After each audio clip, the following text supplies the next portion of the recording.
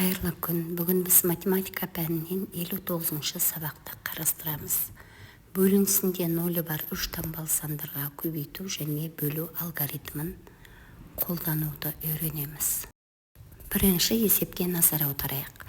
Мәтінді оқы, сұрақтарға жауап бер дейді. Қазақстан Республикасының орталық мемлекеттік музейі орталық Азиядағы ең ірі музейлердің бірі. Оның алғашқы жәдігерлік бұйымдары 19 ғасырдың 30 жылдары Орынбор қаласында Орынбор өлкесінің музейі болып құрылғанда жинақталған. 1931 жылы музей өз есігін Алматы қаласындағы кафедралды собор ғимаратында ашты. Ал қазіргі ғимараты тек 1985 жылы салынды. Музей қанша жыл кафедралды собор ғимаратында болды? Қазіргі ғимаратқа көшкеніне қанша жыл өтті? Алдымен бірінші сұраққа жауап берейік. Музей қанша жыл кафедралды собор ғимаратында болды? Ол үшін 1985-тен 1931-ді аламыз 54. Яғни музей 54 жыл кафедралды собор ғимаратында болды. Енді екінші сұраққа жауап берейік. Қазіргі ғимаратқа көшкеніне қанша жыл өтті?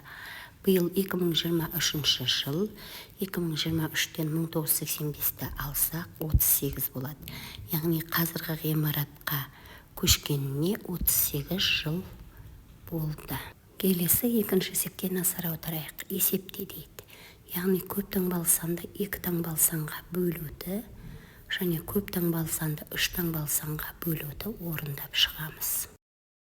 Келесі үшінші есепке назар аударайық. Тиімді тәсілмен есепте дейді.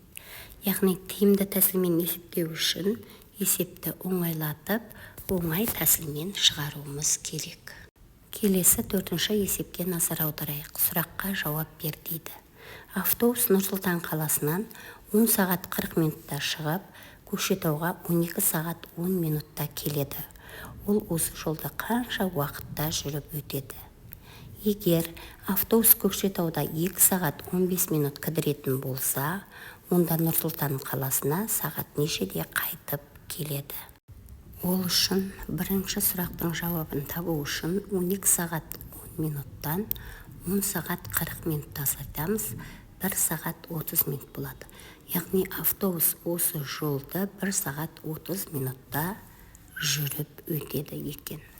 Енді келесі сұрақтың жауабын табайық. Ол үшін Көкшетауға 12 сағат 10 минутта келді. Соған кідірген уақытты 2 сағат 15 минутты қосамыз. Сонда 14 сағат 25 минут уақыт кетті.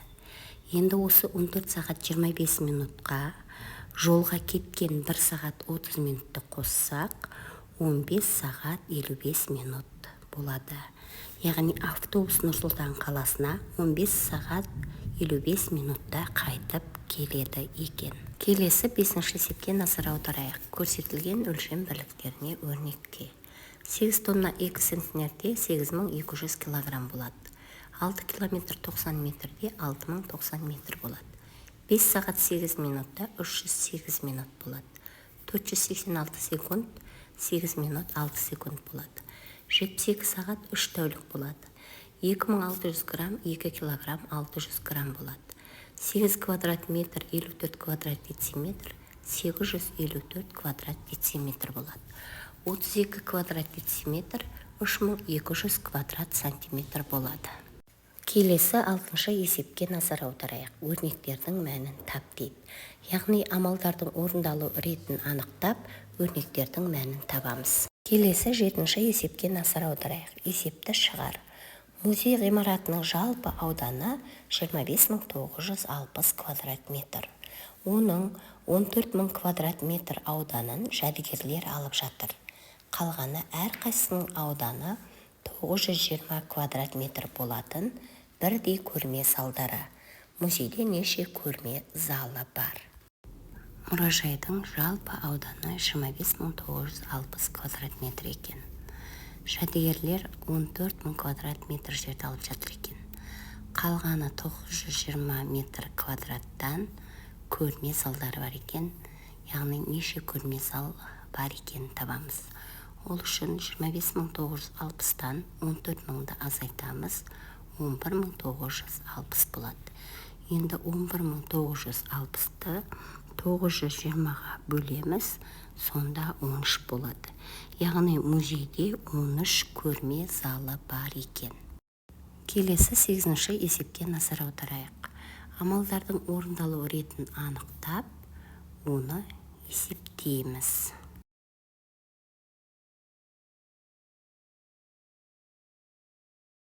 Келесі 9-ші есепке назар аударайық. Ойлан және жауап бер дейді. Арман музейге бара жатыр. Көшенің ені 15 метр. Егер оның жылдамдығы 1 метр секунд болып, бағдаршам 25 секунд жанып тұратын болса, ол жолдан өтіп үлгере ме? Яғни көшенің ені 15 метр екен. Арманның жылдамдығы 1 метр секунд екен. Бағдаршамның жанып өшетін уақыты 25 секунд екен. Арман үлгере ме, соны табамыз. Ол үшін 15 метрді 1 метр секундқа бөліп, арманның уақытын тауып аламыз.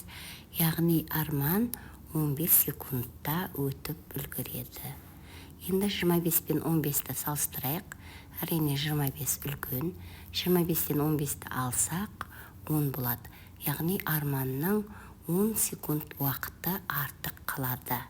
Арман 15 секундта өтіп үлгереді. 10 секунд уақыты артық қалады. Келесі осы есептің әсіне назар аударайық. Егер Алияның жылдамдығы арманның жылдамдығынан 2 есе кем болса, ол жолдан өтіп үлгере ме?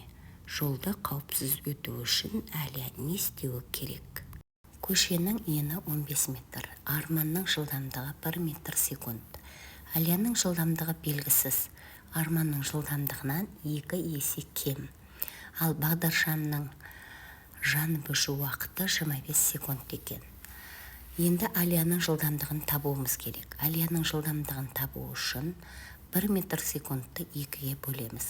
Сонда 2-ден 1 метр секунд Алияның жылдамдығы. Енді Алияның уақытын табуымыз керек. Ол үшін 15-ті 2-ден 1 метр секундқа бөлеміз. Сонда 30 секунд болады. Яғни Алияның уақыты 30 секунд екен. Ал бағдаршам уақыты 25 секунд. Алия жолдан өтіп үлгермейді. 5 секундқа кеш қалады. Алия жолдан өтіп үлгеру үшін жылдамдығын арттыру керек. Келесі 10-шы есепке назар аударайық. Есепте дейді. Көп таңбалы сандарды 3 таңбалы санға бөлуді және 3 таңбалы санды 3 таңбалы санға көбейтудің мәнін есептеп табамыз. Достар, бүгінгі сабағымыз ұнаса, осы каналға тіркеліп, лайк басып, пікір білдіріп кетуді ұмытпаңыздар. Сонда келесі сабақтың есептері жауаптарымен сіздерге көрініп тұратын болады.